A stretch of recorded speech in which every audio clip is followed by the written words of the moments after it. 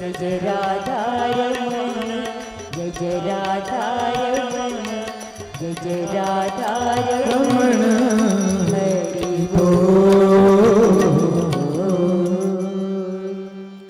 Can you fully accept the present moment and also be unhappy about it? Or is that the ego being unhappy? Okay, I'm going to repeat that because it's actually a very wonderful, deep question. It says, can you fully accept the present moment? Because we speak a lot about acceptance. Can you accept the present moment, but also be unhappy about it? Or is it the ego being unhappy? What I really like about that question actually is that when we talk about acceptance in the spiritual world, it gets misinterpreted sometimes into a belief that if I accept something, it means it's okay. It means I don't want to change it. It is a license, therefore, to inaction. So, for example, there's poverty in the world. There's a lot of suffering in the world. You know, we could turn on the news and ruin most of our moods and find out, you know, what's going on in different parts of the world. Most of us already know it. I'm not happy about that. It doesn't make me happy that trees are being cut down in the Amazon. It doesn't make me happy that species are going extinct. Come on in. It doesn't make me happy that children are starving. The goal of a spiritual practice is not that you should become okay with all of that so that you can stay in your experience of joy or bliss and just let the rest of the world, you know, collapse. That's not the highest spiritual purpose. And so I like the question because it gives us an opportunity to get into some of the subtleties of what do we mean by acceptance. When my guru, Puja Swamiji, says, don't expect, accept. Okay? Well, he's someone who from morning till night, 7 days a week, 365 days a year is working for others.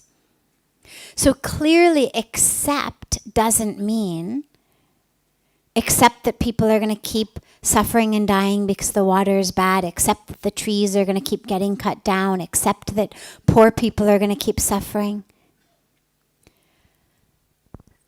So what does it mean?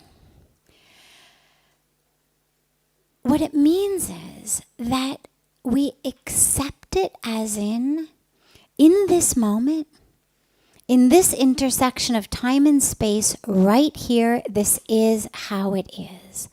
What acceptance means simply is I'm in line with the truth of the moment. In this moment, people are suffering. In this moment, people are dying. For me not to accept it is for me to step out of alignment with the truth of that moment. If I don't accept it, well, I'm no longer in line with truth because it's happening. Whether I accept it or not, it's happening. And if I say I don't accept that, it's rejecting an unchangeable reality about this very moment. I spoke last night about, the little girl on the TV show I used to watch when I was young who would rub her nose and be able to magically make things happen. And we don't have that. And sadly, we can't do this and make poverty disappear and make hunger disappear and make what's happening, make women dying in childbirth disappear. We can't do that. And so we really, in this very moment, only have two options.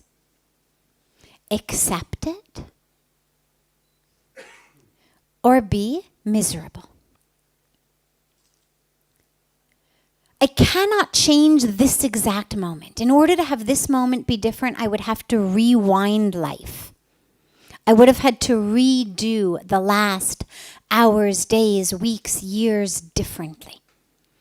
And since I can't do that, I have no choice but to accept the present moment.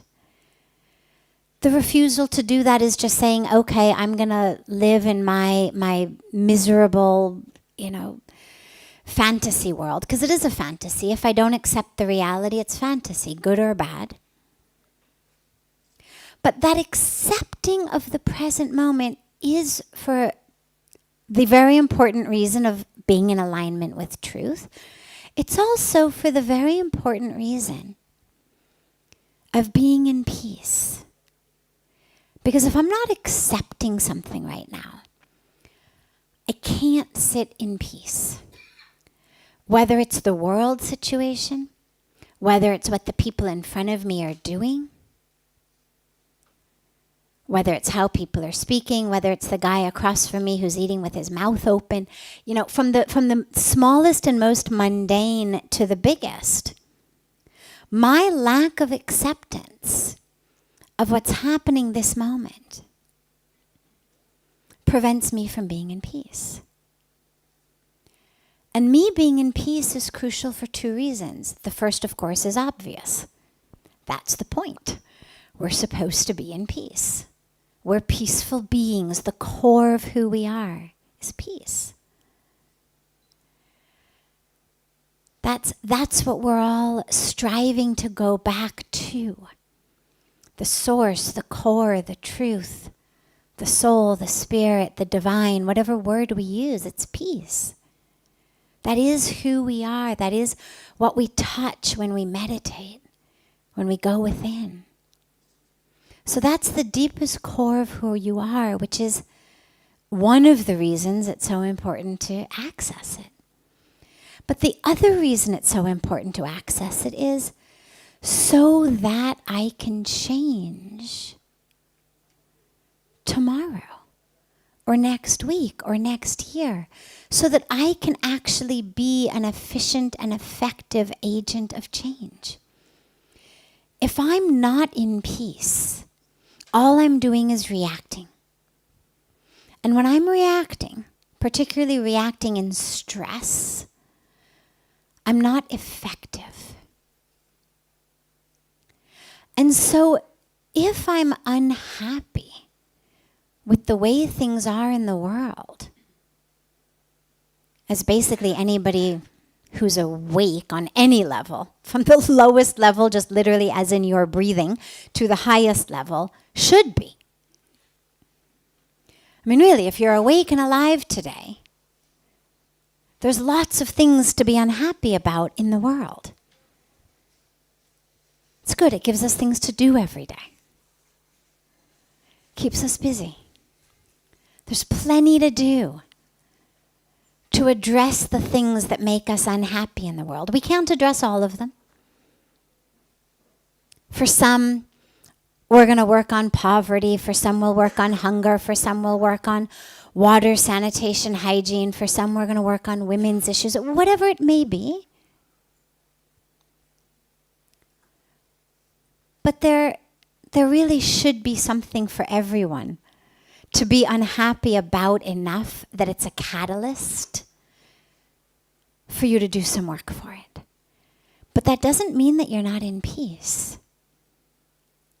And this is where the subtle distinction, but it's crucial, because if I'm working because I'm agitated, if I'm working because I'm upset, if I'm working because I'm restless, I'm not going to be able to effectively help the situation, because all I'm going to bring to the situation is upset and restlessness and frustration and anger. So my acceptance is of this very moment, this breath. Cannot rewind it.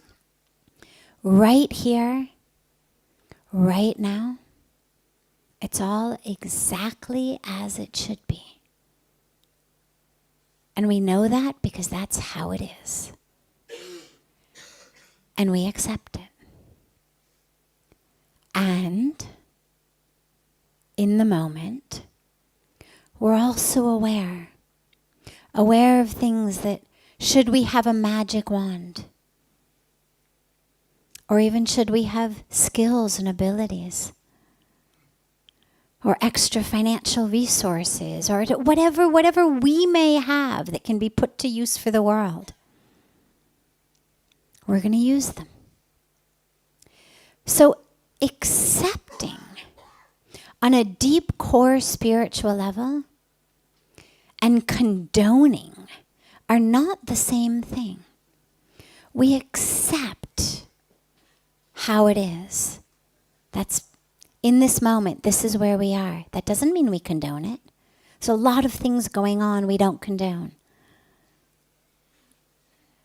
We then work to change them as much as we can, as effectively, efficiently, egolessly as we can, which of course means from a place of peace and acceptance.